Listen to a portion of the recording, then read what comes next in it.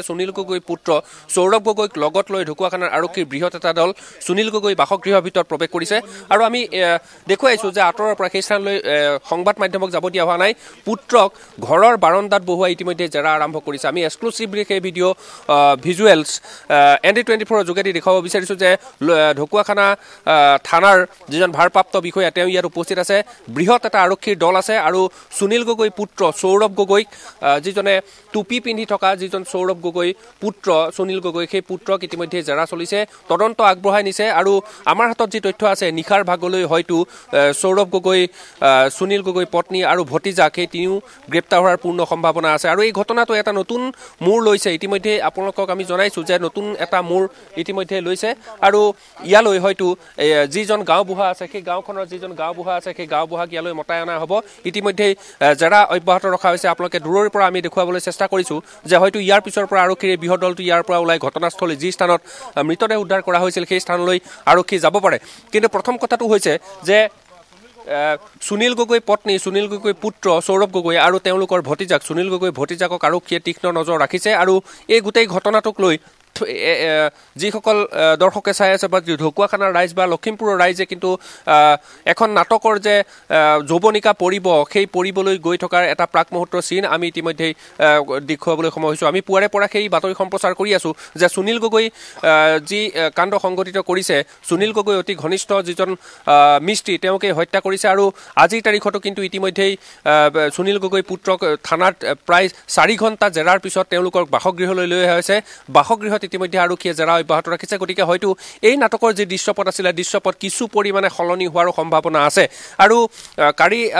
যে লখিমপুৰ আৰক্ষী অধীক্ষকগৰাকীয়ে এটা কথা উল্লেখ কৰিছে যে ইয়াত এখন নাটক তেওঁলোকে ৰচনা কৰিছিল আৰু সেই নাটকখনত ভূমিকা হয়তো সৌৰভ গগৈ সুনীল গগৈ পুত্ৰ সুনীল গগৈ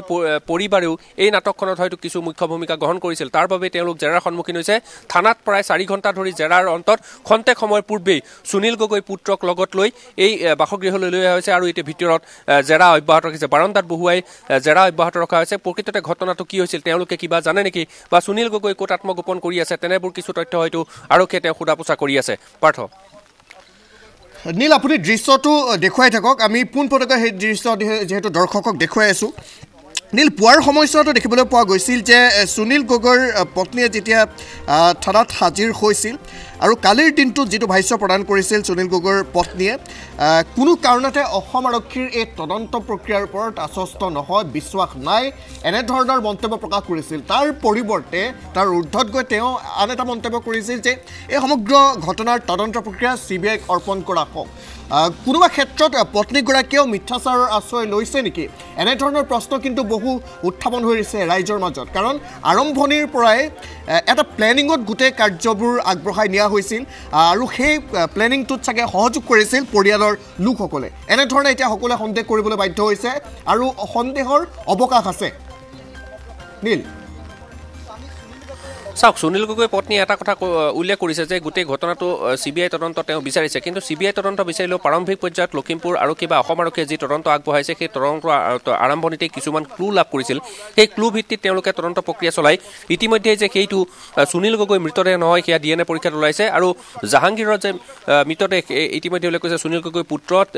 উঠাই অনা হৈছে চকীৰ পৰা উঠি আহিছে আৰু আৰক্ষীয়ে জেৰা ইতিমধ্যে আৰম্ভ কৰিছে সেয়া হয়তো দৰ্শকসকলে দেখিছে আৰু যে সুনীল গগৈ পুত্ৰ কিয় জেৰা চলোৱা হৈছে গতিকে সুনীল গগৈ পুত্ৰ সুনীল গগৈ পত্নী সুনীল গগৈ ভতিজাকক জেৰা এইকাৰণে চলোৱা হৈছে যে তেওঁলোকেই প্ৰথম এই মৃতদেহটো জ্বলি থকা দৃশ্য তেওঁলোকে প্ৰত্যক্ষ কৰিছিল আৰু সুনীল গগৈ যিখন নাটক হয়তো ৰচনা কৰিছিল বুলি কোৱা হৈছে সেই নাটকখনত হয়তো কিছু ক্ষেত্ৰত ভূমিকা আৰক্ষীয়ে সন্দেহ কৰাৰ দৰে সুনীল গগৈয়ে এখন নাটক ৰচনা কৰিছিল আৰু সেই নাটকখনৰ কিছু ক্ষেত্ৰত চৰিত্ৰ ৰূপায়ণৰ ক্ষেত্ৰত হয়তো সুনীল গগৈ পুত্ৰ বা সুনীল গগৈ পত্নীয়েও ভূমিকা ল'ব পাৰে গতিকে আজিৰ তাৰিখত এটা ডাঙৰ খবৰ যে সুনীল গগৈ ঘৰত বৰ্তমান সুনীল গগৈ পুত্ৰক সৌৰভ গগৈক লগত লৈ ঢকুৱাখানাৰ আৰক্ষীৰ এটা বৃহৎ দলে জেৰা অব্যাহত ৰাখিছে ওচৰ চুবুৰীয়া দুই এজনকো মাতি ইতিমধ্যে সোধা পোছা কৰিছে আৰু গাঁওখনৰ যিজন গাঁওবুঢ়া সেই গাঁওবুঢ়াকো তেওঁলোকে হয়তো সোধা পোছা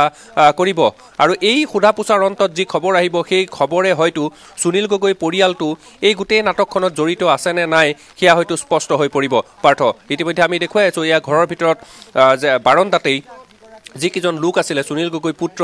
গাঁও বহা বা ওচৰৰ কাৰোবাক হয়তো সেয়া জেৰা চলাই আছে গতিকে জেৰাৰ অন্তত কি তথ্য পোহৰলৈ আহে সেয়া এতিয়াও স্পষ্ট হোৱা নাই কিন্তু আমি এটা কথা নিশ্চিতভাৱে ক'ব পাৰোঁ সুনীল গগৈয়ে যিখন নাটক ৰচনা কৰিলে বুলি ভবা হৈছে সেই নাটকখনত হয়তো মুখ্য ভূমিকা সুনীল গগৈ পত্নী সুনীল গগৈ পুত্ৰই লৈছে কাৰণ তেওঁলোকৰ যি ভাষ্য আছিল সংবাদ মাধ্যমত প্ৰথমতে দিয়া তেওঁলোকৰ ভাষ্য আৰু বৰ্তমানৰ যি ভাষ্য সেই ভাষ্যৰ মাজত কিছু পাৰ্থক্য আৰক্ষীয়ে লাভ কৰিছে গতিকে এইবাবেই সুনীল গগৈ পুত্ৰক জেৰা চলাই থকা হৈছে আৰু ঢকুৱাখানা আৰক্ষীৰ এটা বৃহৎ দল ইয়ালৈ আহিছে আৰু বৃহৎ দলে এই গোটেই ঘটনাটোৰ তদন্ত আৰম্ভ কৰি ঢকুৱাখানাৰ সদৰ থানাৰ ভিতৰত প্ৰায় 4 ঘণ্টা জেৰাৰ পুত্ৰক লগত লৈ সুনীল গগৈ যিটো বাসগৃহ সেই বাসগৃহৰ ভিতৰত ইতিমধ্যেই জেৰা চলাই আছে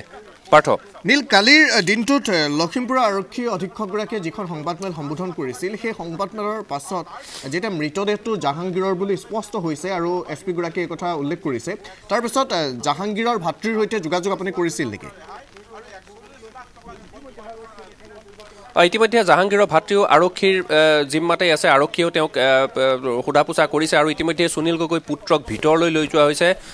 ওচৰ চুবুৰীয়া দুই এজনক ভিতৰলৈ লৈ যোৱা হৈছে হয়তো ভিতৰত কোন স্থানত তেওঁলোক বহি আছিল কেই সময়ত গম পাইছিলে সেই তথ্য তেওঁলোকে চাব এই মুহূৰ্তত খবৰ হৈছে যে সুনীল গগৈ পুত্ৰক আৰক্ষীয়ে উপৰ্যুপৰি জেৰা চলাইছে সুনীল গগৈ পুত্ৰক লগত লৈ ইতিমধ্যে বাৰণ্ডাৰ পৰা আৰক্ষীৰ সেই বৃহৎ দলটো ভিতৰত প্ৰৱেশ কৰিছে পাৰ্থ হয় নীল আপুনি লাইনত থাকিব এই ঘৰৰ ভিতৰত সোমাই তেওঁলোকে যিজোৰ কৈ যাওক নীল কৈ যাওক হয় ইতিমধ্যে ঘৰত প্ৰৱেশ কৰিছে আৰক্ষীৰ বৃহৎ দল লগতে সুনীল গগৈ পুত্ৰ আছে গতিকে এই জেৰাৰ পিছত হয়তো কিছুমান ক্লু আৰক্ষীয়ে পুনৰ লাভ কৰিবলৈ সক্ষম হ'ব যিয়ে এই তদন্ত প্ৰক্ৰিয়াটোত কিছু পৰিমাণে সকাহ কৰিব কালিৰ লখিমপুৰ আৰক্ষী অধীক্ষকগৰাকীয়ে এটা কথা উল্লেখ কৰিছে যে এই ঘটনাটোৰ পুংখানুপুংখ আৰু এই ঘটনাৰ অতি মসৃণভাৱে তেওঁলোকে তদন্ত কৰিব ইয়াত যাতে কোনো ক্লু থাকি নাযায় সেই তদন্ত তেওঁলোকে কৰিব কিন্তু কথাটো হৈছে যে সুনীল গগৈয়ে এনে দুষ্কাৰ্য কিয় কৰিলে কাৰণ এজন নিৰীহ লোকক তেওঁক হত্যা কৰি কেমিকেল ঢালি তেওঁক জ্বলাই দিয়া হ'ল আৰু তাৰ পিছতেই আৰক্ষীয়ে সন্দেহ প্ৰকাশ কৰা মতে তেওঁ প্ৰায় 41 লাখ টকাৰ এটা বীমা আছিল সেই বীমাৰ নমিনী আছিল সুনীল গগৈ পত্নী গতিকে সুনীল গগৈ পত্নীৰ নামত থকা সেই নমিনী পাবৰ বাবে সুনীল গগৈয়ে এই কাৰ্য সংঘটিত কৰিলে নেকি আৰু ধুবুৰী যিটো দুৰ্ভগীয়া পৰিয়াল সেই পৰিয়ালটোৱে বাৰে বাৰে উল্লেখ কৰিছে যে 5 লাখকৈ টকা ইতিমধ্যে সুনীল গগৈৰ পৰা পাবলৈ আছিল গতিকে তাৰো কাৰণ হ'ব পাৰে কিন্তু এই সুনীল গগৈ যি হত্যাকাণ্ড সংঘটিত কৰিলে সেই হত্যাকাণ্ডত হয়তো এজন বা দুজন ব্যক্তি ইয়াত জড়িত নাই ইয়াত কেইবাজনো ব্যক্তি জড়িত আছে বুলি আৰক্ষীয়ে সন্দেহ প্ৰকাশ কৰিছে সেই সন্দেহৰ ভিত্তিতেই সুনীল গগৈ পত্নী সুনীল গগৈ পুত্ৰ আৰু ভতিজাকক আৰক্ষীয়ে 10 বজাত ঢকুৱাখানা থানাত উপস্থিত হ'বলৈ নিৰ্দেশ জাৰি কৰিছিল আৰু সেই নিৰ্দেশ পোৱাৰ পিছতে তেওঁলোক উপস্থিত হোৱাৰ পিছত তেওঁলোকক পৃথকে জেৰা চলোৱা হ'ল আৰু খন্তেক সময়ৰ পূৰ্বে সুনীল গগৈ পুত্ৰক ইয়ালৈ আনি এতিয়া তেওঁলোকৰ ঘৰৰ ভিতৰত জেৰা অব্যাহত ৰখা হৈছে পাৰ্থ নীল যেহেতু কালিৰ দিনটোত আৰক্ষী অধীক্ষক অপৰ্ণা নটৰাজনে যিখিনি তথ্য জনাইছে যে 41 লাখ টকাৰ বীমা এটা কৰা হৈছিল যিটোৰ নমিনী আছিল পত্নীগৰাকী সুনীল গগৈৰ শেহতীয়াকৈ তেওঁৰ ক'ৰবাত ধাৰ বাঢ়ি গৈছিল নেকি বা ঋণ বাঢ়ি গৈছিল নেকি এনেধৰণৰ কিবা আনুষংগিক তথ্য আপুনি লাভ কৰিছে নেকি বৰ্তমান অৱস্থাত আৰক্ষীৰ হাতত তেনে কোনো তথ্য নাই কাৰণ আমি সংবাদ মেলতে আমি কিছু সোধা কৰিছিলোঁ আৰু সেই সোধাৰ পিছত কিন্তু সুনীল গগৈ পত্নীগৰাকীয়ে এনেধৰণৰ কোনো কথা আৰক্ষীকে ইতিমধ্যে জানিবলৈ দিয়া হোৱা নাই কিন্তু মূল কথাটো হৈছে যে তেওঁ ধাৰত পোৰ গৈছে বা ঋণত পোত গৈছে সেয়া ডাঙৰ কথা নহয় কিন্তু এজন অতি ঘনিষ্ঠ তেওঁৰ শ্ৰমিকক কিয় হত্যা কৰিলে বা বলিৰ প্ৰথা কিয় সজোৱা হ'ল কিন্তু সুনীল গগৈয়ে যদি হত্যাকাণ্ড সংঘটিত কৰিলে সুনীল গগৈ ক'ত আছে সুনীল গগৈয়ে হত্যা কৰি সুনীল গগৈ ক'ত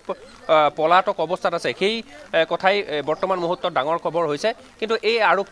আৰক্ষীয়ে ইতিমধ্যে সুনীল গগৈ পুত্ৰক জেৰা চলাইছে সুনীল গগৈ পত্নীক জেৰা চলাইছে ঘৰলৈ লৈ আনি তেওঁলোকক জেৰা চলোৱা হৈছে আৰু গাঁওবুঢ়াক যিজন গাঁওবুঢ়াই কৈছিলে যে মোক প্ৰায় 2:30 বজাত নিশা খবৰ দিয়া হৈছিল সুনীল গগৈক হত্যা কৰা হৈছে বুলি গতিকে সেই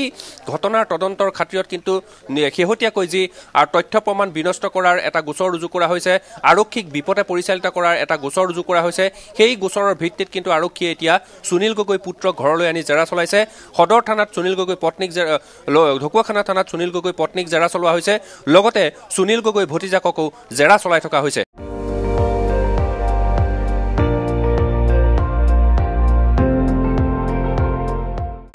আপুনি চাই আছে ND24 সৰ্বশ্ৰেষ্ঠ নহয় সৰ্বোত্তমৰ দৌৰ